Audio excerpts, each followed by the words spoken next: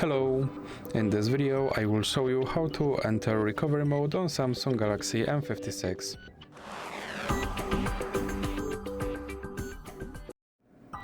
So you have to start by powering off your device.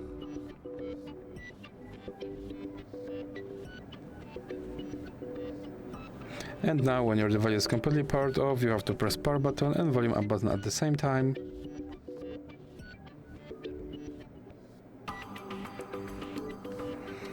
And you can let go of power button when you see your logo on your screen. And as you can see, I'm now in recovery mode, and here you have to navigate with volume buttons and select with power button. So that's it for this video. If you liked it, please remember to leave a like and